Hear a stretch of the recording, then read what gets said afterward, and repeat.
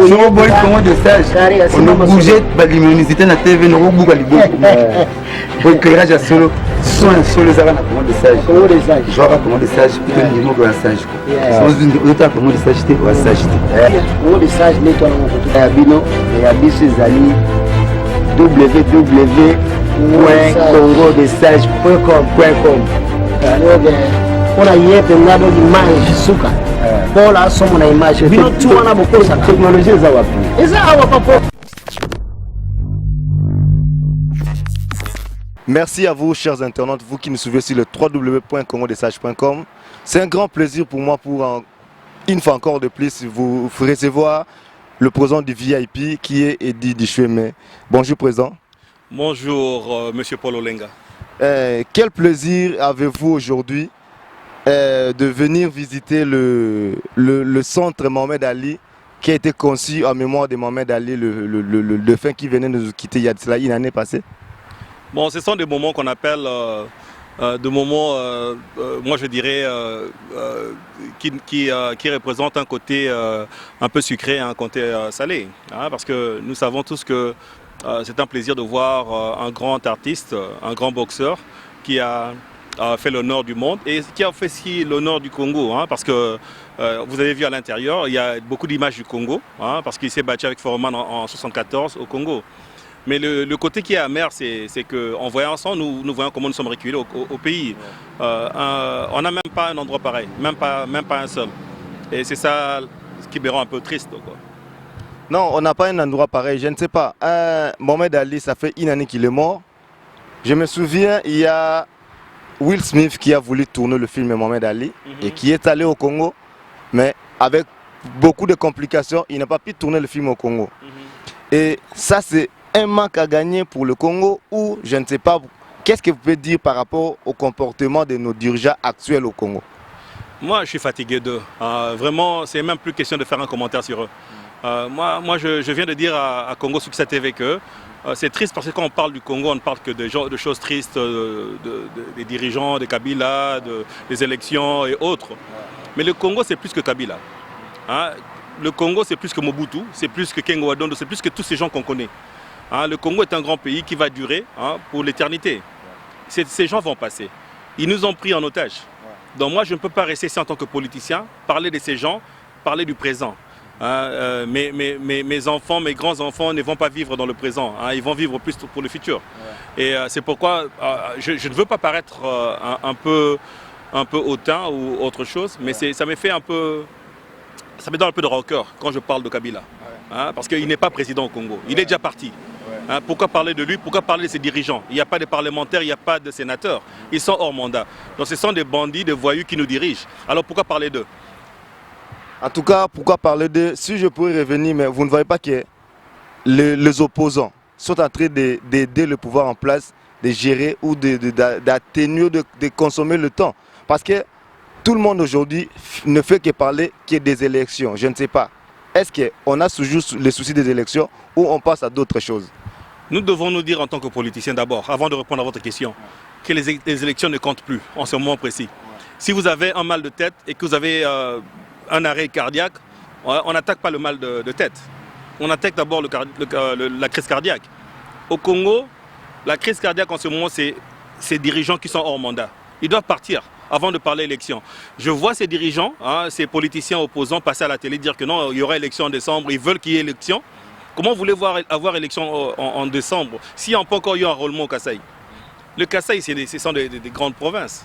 Okay, pourquoi parler élection? Okay, nous savons tous que les élections, c'est une charade, hein, pour eux, pour passer le temps.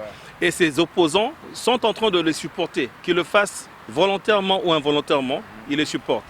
Quand ils appellent des villes mortes, okay, quand ils font moi je les appelle les grimaces politiques, okay, ils vont en route, ils prennent des photos avec des foules et tout, ils supportent ces régimes. Parce que Kabila est content. Il dit voilà, j'ai anéanti ce système, j'ai ralenti le processus et je ne peux pas attendre 2 mois de plus, 3 mois de plus. C'est qu'il a peur, c'est qu'il le fait peur. C'est un soulèvement de la population. Okay? Et ce soulèvement, quand je parle soulèvement, je ne parle pas d'un soulèvement armé. Ça peut être un soulèvement pacifique, mais c'est ce qui lui fait peur. Et oui, pour répondre à votre question, je reviendrai que oui, c'est vrai. Ces opposants sont en train de supporter le régime de Kabila, même s'ils ne le savent pas. Mais président, il y a une question qui me revient en tête. Il y a de cela quelques mois passés, donc un mois passé, les examens d'État viennent de passer, mais la province de Kasaï, le finaliste de la province de Kasaï n'ont pas participé. Comment trouvez-vous cette histoire? Comme je l'ai dit au début, hein, scandale après scandale. Nous pouvons énumérer tous les scandales au Congo, on va finir notre temps ici. Le Congo n'est pas un pays en ce moment précis. D'ailleurs, vous voyez, tous ces gouverneurs, ils sont tous des illégaux. Hein, ce ne sont pas des vrais gouverneurs de province. Donc s'il y a examen d'État ou pas, pour eux, ça ne compte pas. Les ministres ne sont pas des ministres qui sont légaux, donc légitimes. C'est ça notre problème. Hein. Les ambassadeurs de pays étrangers qui viennent nous visiter au Congo, ce n'est pas pour donner du poids à ces candidats, ces opposants. C'est pour nous assister intellectuellement à bien procéder. Et c'est triste, hein. Au XXIe siècle, vous avez l'assistance des pays étrangers pour vous aider à procéder. Mais c'est un scandale. Non, mais à ce que je sache, président, à chaque fois, le gouvernement, s'il y a question d'élection, ils ne veulent pas que les Occidentaux ou la communauté internationale puissent intervenir. Mais s'il y a problème d'argent, à ce moment-là, ils sont prêts à demander de l'aide à la communauté internationale. Je ne sais pas. Et est-ce que c'est normal ou c'est anormal par rapport à notre pays? Encore une fois, le pays est anormal. Les dirigeants ne sont pas normaux. C'est un pays qui n'est vraiment pas un pays légitime. Donc tout ce qui se passe ne sont plus de scandales. Tout ce qui se passe au Congo, vraiment c'est normal pour eux. Mais pour le monde extérieur, quand ils nous regardent, ils nous trouvent un peu barbariques. Okay? Donc si nous devons maintenant analyser ça d'une façon un peu sérieuse, nous dirons que le problème, nous le connaissons. Nous savons que le Congo est scandaleux en ce moment précis. Mais comment nous devons résoudre ce problème? C'est ça la question à répondre. Moi, je pense sincèrement que nous devons nous mettre ensemble en tant que Congolais. Ouais, se mettre ensemble en tant que Congolais. Et que pense la VIP actuellement par rapport à la situation du Congo? Nous pensons sincèrement que nous devons chercher des solutions. Et ces solutions, personne n'a ce monopole de raisonner, ces monopoles de solutions. Alors, nous, en tant que Congolais, on n'a pas cette habitude de nous mettre ensemble et de parler. De parler développement, de parler solutions.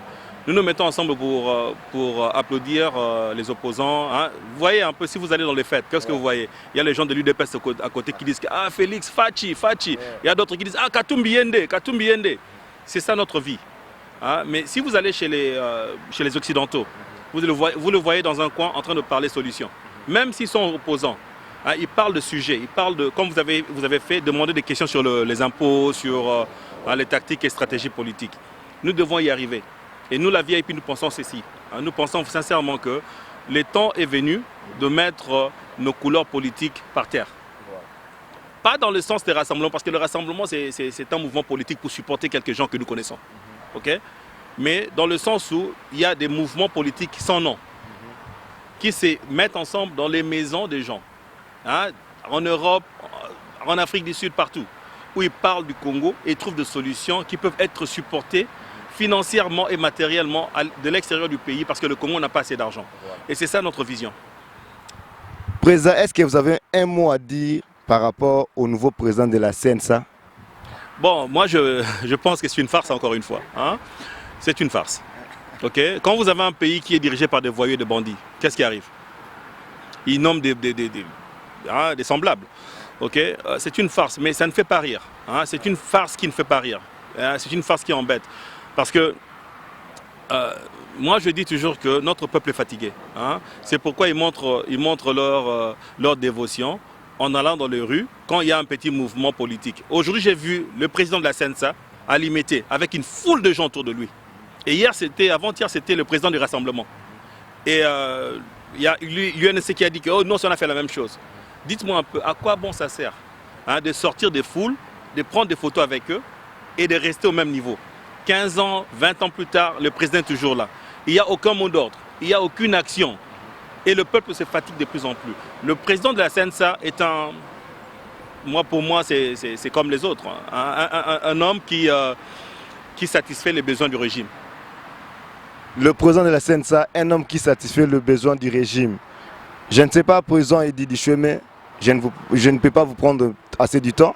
Avez-vous un mot à la population qui vous regarde par rapport à la situation que le Congo a actuellement? Ouais, je le dirai un peu plus vite. Hein. Moi, je dirais ceci.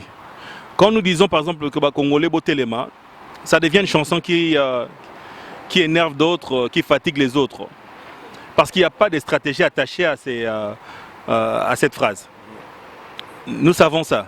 Et nous commençons maintenant à demander, hein, à attacher des stratégies à cette phrase, hein, Congolais Téléma.